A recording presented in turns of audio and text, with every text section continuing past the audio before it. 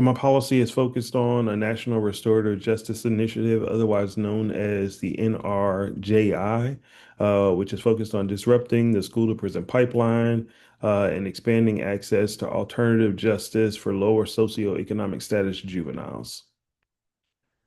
So the overview of the problem is that the school to prison pipeline disproportionately affects youth from lower socioeconomic status backgrounds.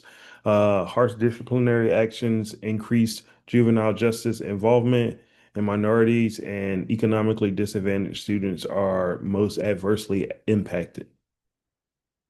What is restorative justice? It is a framework that focuses on repairing harm, accountability, and reintegration, prioritizes dialogue, mediation, and community healing over traditional methods, and provides alternatives to suspension, expulsion, and juvenile detention. The case for NRJI, national disparities in disciplinary practices and incarceration. Um, Restorative justice programs reduce recidivism and improve school climate. And restorative justice seeks to scale access nationwide, focusing on vulnerable populations while also utilizing the national framework to iterate quickly to improve outcomes among lower socioeconomic status juveniles. Goals of the NRJI, disrupt the school to prison pipeline, expand access across the alternative justice programs as opposed to traditional justice programs that lead to lifelong incarceration, promote community-based solutions to youth misconduct over traditional methods, and improve psychosocial and educational outcomes.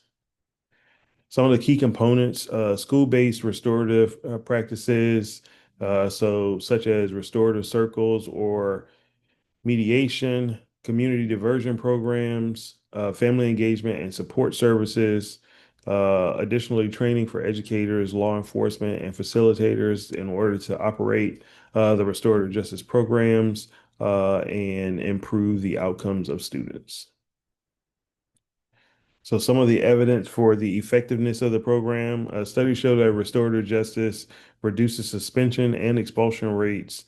Restorative justice is linked to lower recidivism among juveniles by providing coping mechanisms and skills to restore them to their communities, improve student engagement and conflict resolution skills, also help restore juveniles to their communities and reduce traditional juvenile justice involvement for lower socioeconomic status students.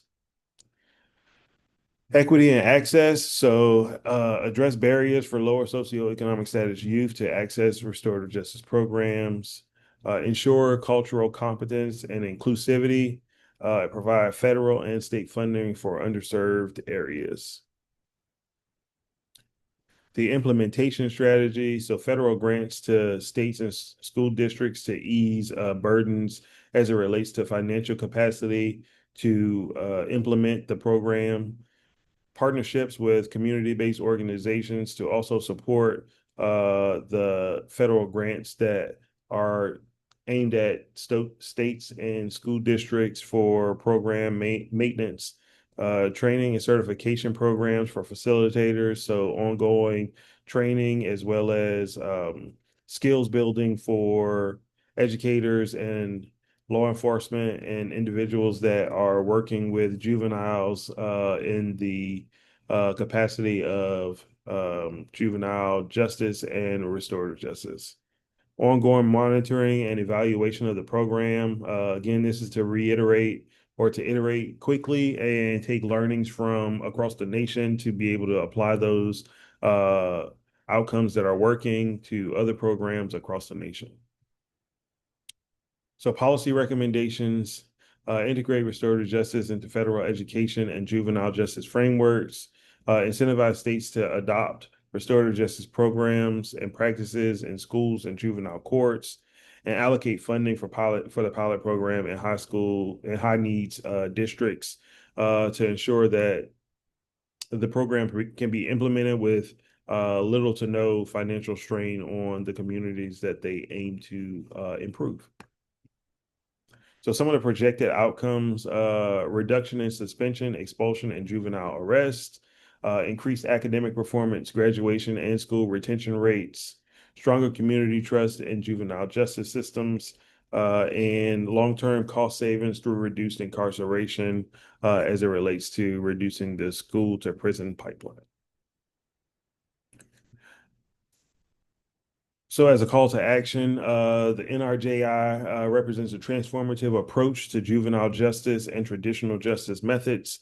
Restorative practices can replace punitive discipline with healing and request support for funding for a national rollout of the actual program.